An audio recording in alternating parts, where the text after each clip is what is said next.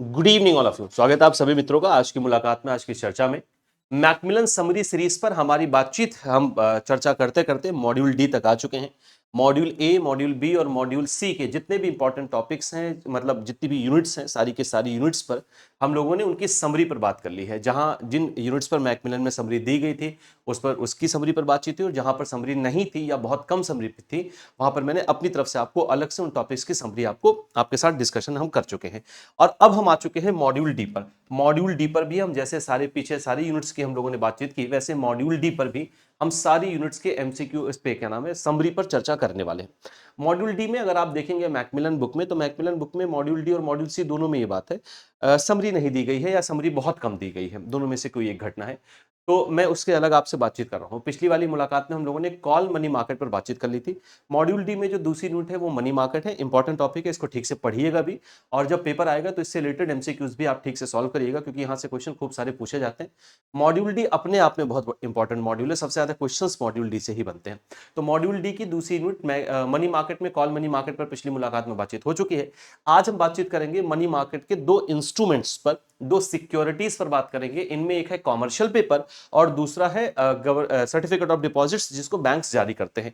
क्या है commercial paper, क्या है आपका सर्टिफिकेट ऑफ डिपॉजिट, हमें ये चर्चा करनी है। अब पहले इसको एक डायग्राम से समझते हैं, और उम्मीद है ये डायग्राम आपको पहले भी थोड़ी बहुत चर्चा हम इस डायग्राम पे कर चुके हैं, लेकिन इसको पहले यहां से समझने की कोशिश करिएगा। देखो, अगर हम सिक्योरिटी की मार्केट की बात करेंगे तो दो मार्केट हमको दिखाई देते हैं, शॉर्ट टर्म का मार्केट और लॉन्ग टर्म का मार्केट। जिसमें से शॉर्ट टर्म का जो मार्केट है वो मनी मार्केट होता है, और लॉन्ग टर्म का जो मार्केट है कैपिटल मार्केट है। इसीलिए आपके सिलेबस में भी मनी मार्केट के तुरंत बाद का मॉड्यूल डी में टॉपिक कैपिटल मार्केट ही है। मनी मार्केट कैसा मार्केट होता है बाबू? ये शॉर्ट टर्म का मार्केट होता है। क्लियर है? अब इस शॉर्ट टर्म के मार्केट में हम फंड दो तरीके से रेस कर सकते हैं। क्लियर है? शॉर्ट टर्म का फंड दो तरीके से रेस किया जा सकता है, या लेंडिंग बोरोइंग दो तरीके से हो सकती है शॉर्ट टर्म की। एक होती है, ध्यान से एक बात को समझिएगा, ये डायग्राम मैंने आपके साथ डिस्कस किया था जब हम लोग कॉल मनी मार्केट पर बात करें। एक होती है जहां पर आप फंड रेस करते हैं by selling and buying of securities, security को सेल और बाई करके। क्लियर है? सिक्योरिटीज। दूसरा है जहां पर आप बिना किसी कोलेटरल सिक्योरिटी के करते हैं। क्लियर है? Without without any collateral security, any collateral securities. अब ये जो सिक्योरिटी की सेलिंग और बाइंग होती है, इसी को हम कहते हैं ओपन मार्केट ऑपरेशन। क्या कहते हैं बाबू? Open market operation. Open market operation का मतलब है जहां पर गवर्नमेंट सिक्योरिटीज को बेचा और खरीदा जाता है। विदाउट कोलेटरल सिक्योरिटी जो होती है, इसी को हम कहते हैं कॉल मनी मार्केट। इसकी चर्चा हम लोग कर चुके हैं, ये डायग्राम हम लोगों ने पीछे पढ़ा हुआ था। कॉल मनी मार्केट में हम लोगों ने तीन तरीके के मार्केट देखे थे। क्या था तीन तरीके का? अगर एक बैंक दूसरे बैंक से, एक फाइनेंशियल इंस्टीट्यूशन दूसरे इंस्टीट्यूशन से विदाउट कोलेटरल सिक्योरिटी फंड एक दिन के लिए ले रहा है तो उसको हम कॉल मनी कहते हैं। अगर 2 दिन से 14 दिनों के लिए ले रहा है तो उसे हम नोटिस मनी कहते हैं, नोटिस मनी। और अगर इससे ऊपर का 14 दिन से ऊपर का है तो इसे हम क्या कहते थे?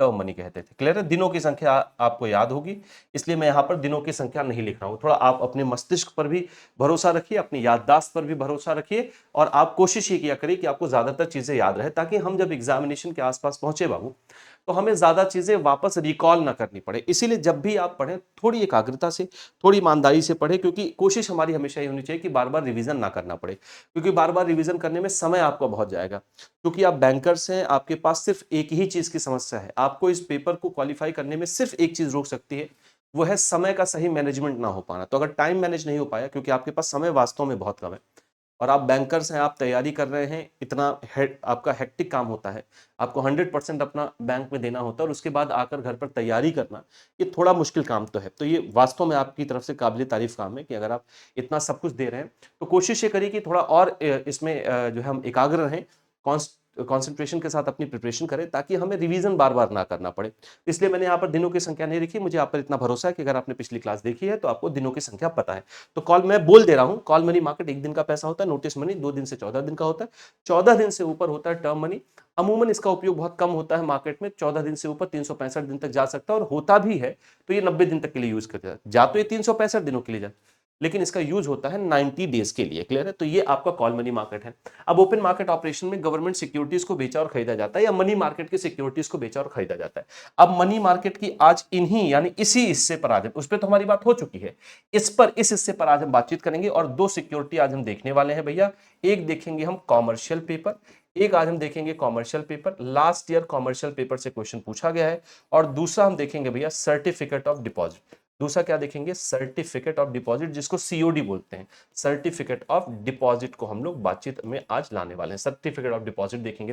तो ओपन मार्केट ऑपरेशन में ट्रेजरीबिल्स वगैरह भी बेचे और खरीदे जाते हैं। अब इस पूरे मार्केट को कौन रेगुलेट करता है? मनी मार्केट रेगुलेट करता है, इसलिए commercial reserve Bank of India regulate करता है। इसलिए कॉमर्शियल पेपर हो या सर्टिफिकेट ऑफ डिपॉजिट हो, इन सबसे रिलेटेड जो गाइडलाइंस आती हैं वो किसकी आती है? रिजर्व बैंक ऑफ इंडिया की आती है। क्लियर है बाबू? तो अब हम बात करते हैं कॉमर्शियल पेपर की। कॉमर्शियल पेपर पर एक एक बात को याद करते चलिएगा, सुनते चलिएगा। मैं बोलता चल रहा हूं, सारी बात पीपीटी में लिखी हुई है, तो बहुत इत्मीनान से सुनते चलना। देखिए, सबसे पहले देखते हैं कि कॉमर्शियल पेपर कैसी सिक्योरिटी होती, कौन इसको जारी करता है और कितने अमाउंट में जारी किया जाता है। कॉमर्शियल पेपर मनी मार्केट की एक अनसिक्योर्ड सिक्योरिटी होती है। क्लियर? इसको सिक्योर्ड नहीं माना जाता। जैसे ट्रेजरी बिल हो गया, सर्टिफिकेट ऑफ डिपॉजिट्स हो गए, ये सिक्योर्ड माने जाते हैं, जबकि कॉमर्शियल पेपर अनसिक्योर्ड होता है।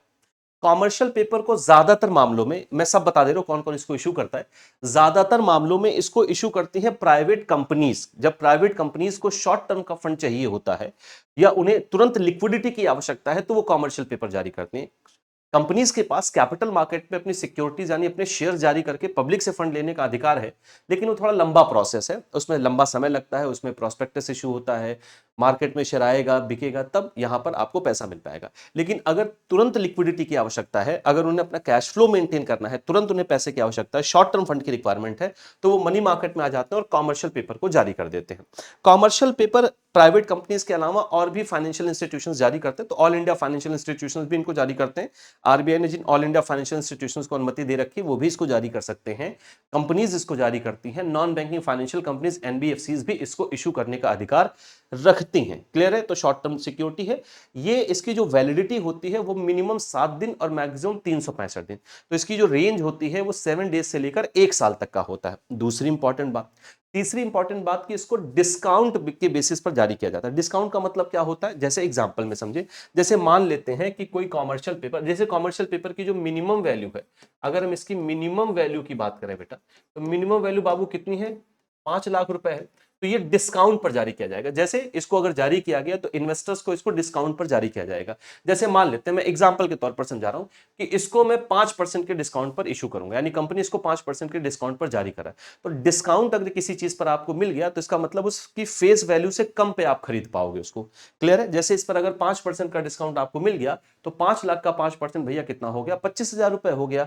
तो 25,000 रुपए का डिस्काउंट मिल जाएगा, यानी ये आपको सिक्योरिटी 4,75,000 में ही मिल जाएगी, जितने दिनों के लिए भी आपने खरीदा। और जब आप रिडीम करने जाओगे तो आपको पूरी फेस वैल्यू मिलेगी। फेस वैल्यू कितनी है? मिनिमम 5 लाख रुपए। ये मिनिमम 5 लाख या 5 लाख के मल्टीपल पर जारी होता है। 5 लाख, 10 लाख, 15 लाख, इस तरीके से जारी होगा। मैक्सिमम कितना जारी हो सकता है, ये उस पर्टिकुलर ऑर्गेनाइजेशन की क्रेडिट रेटिंग पर निर्भर करता है। अभी रेटिंग पर भी आएंगे, पहले समझ लेते हैं इस डिस्काउंट वैल्यू का क्या मतलब होता है। तो जैसे एग्जांपल के तौर पर 5 लाख रुपए का ये जारी किया गया, क्योंकि मिनिमम 5 लाख का जारी हो सकता है। 5 लाख का जारी किया गया और 5 लाख पे मान लेते हैं एग्जांपल के तौर पर कि 5% का डिस्काउंट लगा है, तो ये आपको 4,75,000 में मिल जाएगा। यानी जब मैंने इसको खरीदा तो मुझे सस्ते में मिल गया, और जब मैं इसको रिडीम करने जाऊंगा, जब ये मैच्योर हो जाएगा, जब मैं कंपनी को वापस करूंगा, तो कंपनी मुझे पूरा फेस वैल्यू वापस करेगी, यानी कंपनी मुझे पूरे 5 लाख वापस करेगी। ये जो बीच का 25,000 है वो मेरा यानी इन्वेस्टर का फायदा हो जाएगा। कंपनी को क्या फायदा हुआ? कंपनी को तुरंत 4,75,000 मिल गया, क्योंकि उसको इमीडिएट लिक्विडिटी चाहिए थी, उसको इमीडिएट कैश चाहिए था, तो उसको प्रॉस्पेक्टस ये सब जारी नहीं करना पड़ा, उसने मार्केट में से जारी किया। All India financial institutions, NBFCs और कंपनीज ये सब जारी कर सकते हैं इसको। तुरंत उसको 4,75,000 मिल गया, जहां पर 25,000 रुपए आपका फायदा हो गया, अगर 5% का डिस्काउंट मिला तो ये जो आपके कॉमर्शियल पेपर होते हैं, ये अपनी फेस वैल्यू से डिस्काउंट पर जारी किए जाते हैं। 7 दिन से 365 दिन की रेंज में ये होते हैं। मिनिमम 5 लाख या 5 लाख के मल्टीपल पर जारी किए जाएंगे। मैक्सिमम कितना जारी किया जाता है भैया? इसको एक एक करके ध्यान से समझते चलिएगा। मैक्सिमम इसको जारी किया जाता है जितनी आपकी बेहतर क्रेडिट रेटिंग होगी। अगर आपकी क्रेडिट रेटिंग बहुत अच्छी है तो आप इसको और ज्यादा वैल्यू की जारी कर सकते हो, मतलब 5 लाख के मल्टीपल पर ज्यादा वैल्यू की आप जारी कर सकते हो। अब इसके लिए मिनिमम जो रेटिंग होनी चाहिए, अगर हम इसकी मिनिमम रेटिंग की बात करें भैया, मिनिमम अगर हम रेटिंग की बात करें तो सेबी से रजिस्टर्ड किसी एक रेटिंग एजेंसी से कम A3 की रेटिंग तो होनी ही होनी चाहिए। क्लियर है? कम से कम क्या है बाबू, इसकी A3 की रेटिंग होनी ही होनी चाहिए, तभी आप जारी कर पाएंगे। और जितनी अच्छी आपकी रेटिंग होगी उतनी ज्यादा वैल्यू की आप जारी कर पाएंगे। अब इसमें एक और गाइडलाइन है, अगर कोई ऑर्गेनाइजेशन एक साल के अंदर, ये गाइडलाइन को ध्यान से समझिएगा, अगर कोई ऑर्गेनाइजेशन एक साल के अंदर 1,000 करोड़ रुपए या उससे ज्यादा के कॉमर्शियल पेपर जारी करता है तो उसे दो रेटिंग एजेंसी से अपनी रेटिंग करवाना आवश्यक होता है। उस केस में फिर दो रेटिंग एजेंसी से आपकी रेटिंग होगी।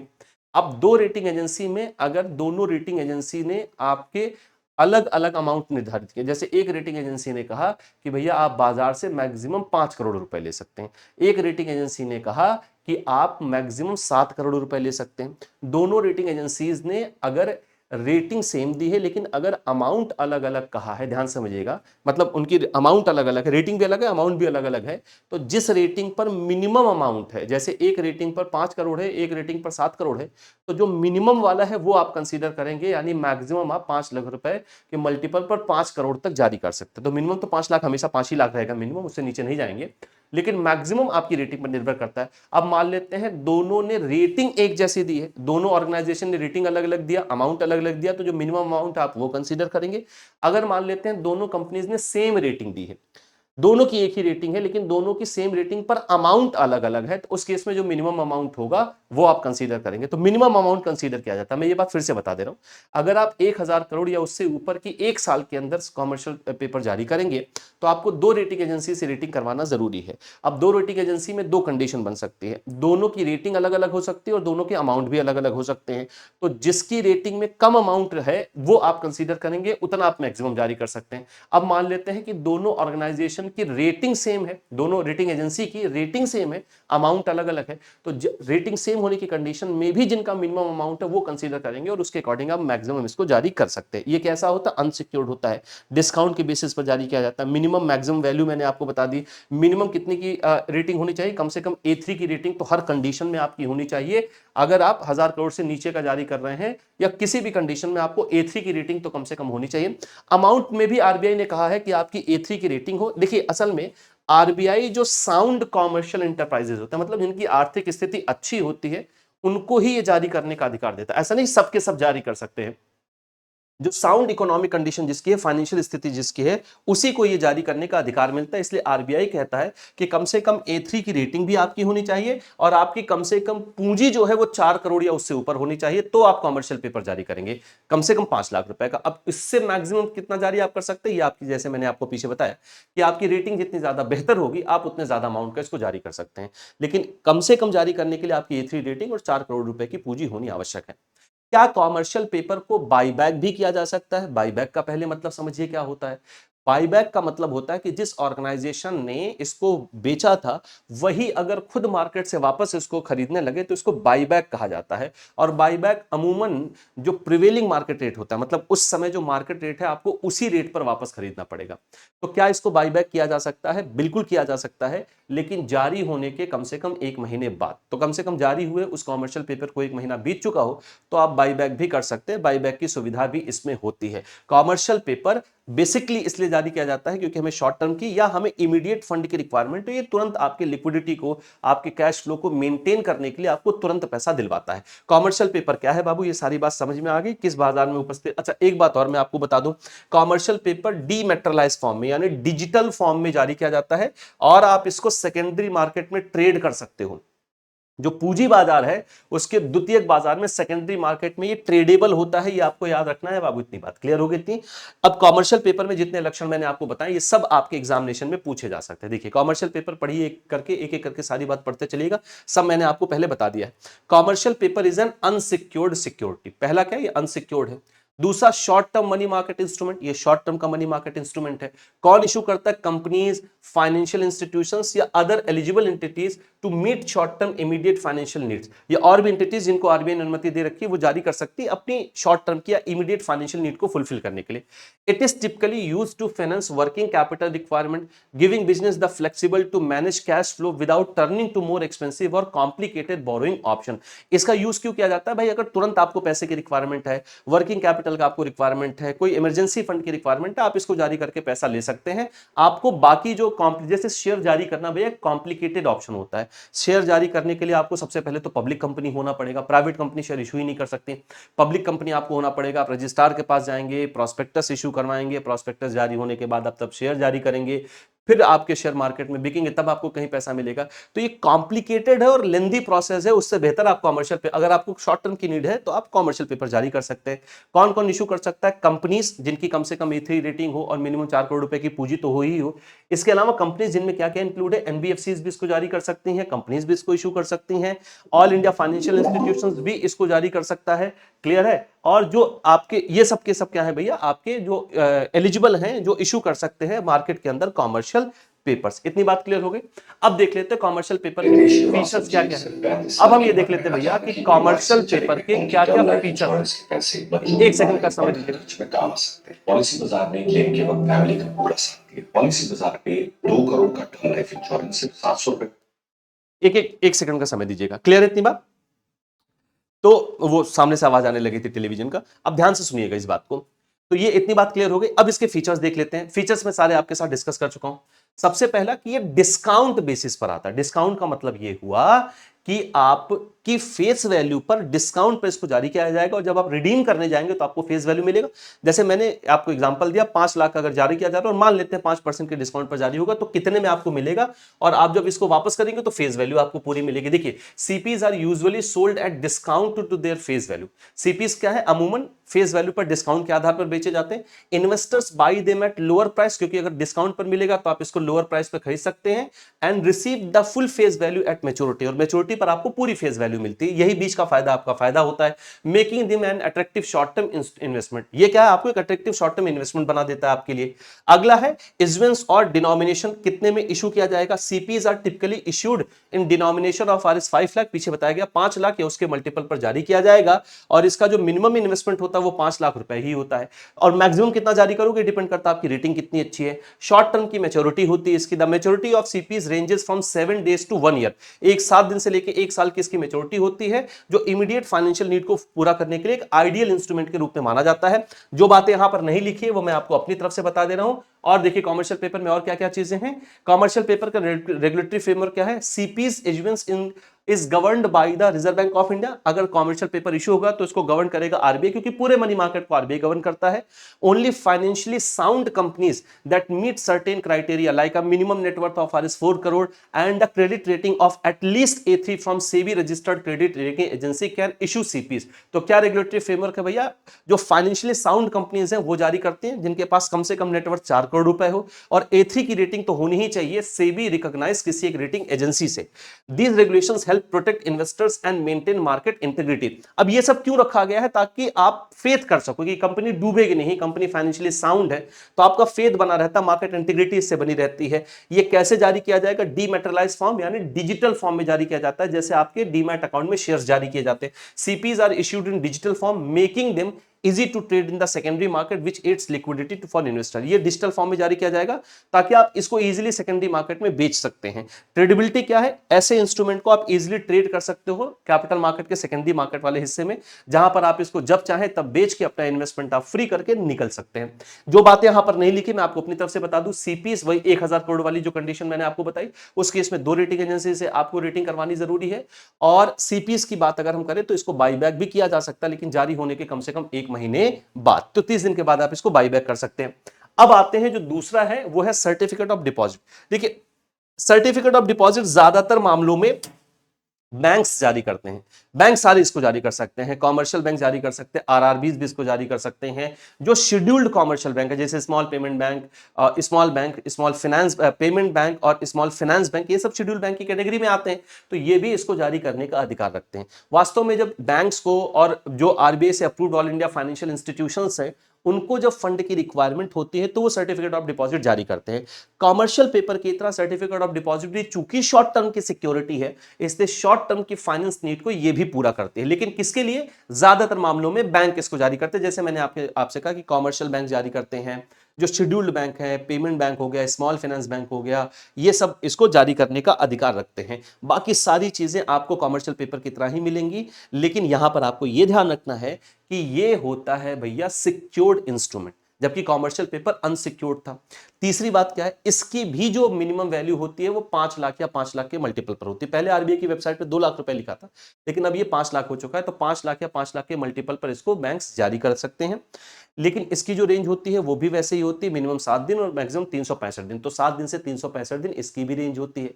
लेकिन आपको यह ध्यान रखना है कि इसको भी बाईबैक किया जा सकता है, लेकिन यहां पर 30 दिन नहीं, कम से कम 7 दिन इसको जारी किए हो चुका हो। तो सर्टिफिकेट ऑफ डिपॉजिट को भी बाईबैक कर सकते हैं इंस्टीट्यूशंस जिन्होंने इसको जारी किया है, लेकिन इशू हुए इसको कम से कम 7 दिन हो चुके हो। तो ये भी एक शॉर्ट टर्म की सिक्योरिटी है भैया, जो शॉर्ट टर्म की नीड को फुलफिल करती है। शेड्यूल्ड कॉमर्शियल बैंक, बाकी सारे कॉमर्शियल बैंक इसको जारी करते हैं। क्लियर है? Certificate of deposit is a negotiated money market instrument issued in dematerialized form. इसको भी डीमैटेरियलाइज्ड फॉर्म में जारी किया जाएगा। कौन कौन जारी कर सकते हैं? शेड्यूल्ड कॉमर्शियल बैंक जारी कर सकते हैं, रीजनल रूरल बैंक जारी कर सकते हैं, स्मॉल फाइनेंस बैंक जारी कर सकते हैं, पेमेंट बैंक्स भी इसको जारी करने का अधिकार रखते हैं, और आरबीआई ने जिन ऑल इंडिया फाइनेंशियल इंस्टीट्यूशंस को परमिशन दे रखी है वो भी इसको इशू कर सकते हैं। सीडीज आर डिस्काउंटेड इंस्ट्रूमेंट, इसको भी वैसे ही जारी किया जाता है डिस्काउंट के बेस पर। जैसे कॉमर्शियल पेपर था, कॉमर्शियल पेपर पर डिस्काउंट क्या है ये हम लोगों ने ठीक तरीके से समझ लिया। डिस्काउंटेड इंस्ट्रूमेंट होता है जिसको डिस्काउंट प्राइस पर इशू करते हैं और रिडीम करते हैं इसकी फेस वैल्यू या पार वैल्यू पर। इसका जो टेन्योर होता है वो भी 7 दिन से लेकर 1 साल तक का होता है। सीडीज कैसे जारी किए जाते हैं? अमूमन 7 दिन, 15 दिन, 45 दिन, 30 दिन, 90 दिन, 6 महीने, 12 महीने, इस तरीके से जारी किया जाता है सर्टिफिकेट ऑफ डिपॉजिट।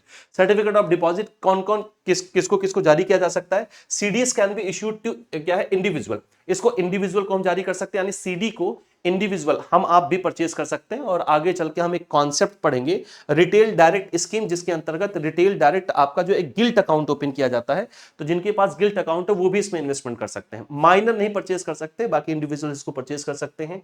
कॉर्पोरेशंस इसको परचेज कर सकती हैं, कंपनीज, ट्रस्ट फंड, एसोसिएशन, ये सब इसको परचेज कर सकते हैं। Non resident Indian are also permitted to subscribe CDs. जो एनआरआई है वो भी सीडीज को सब्सक्राइब कर सकते हैं, वो भी परचेज कर सकते हैं, लेकिन वही है कि उनको फेमा अधिनियम के अंतर्गत रेगुलेट किया जाएगा।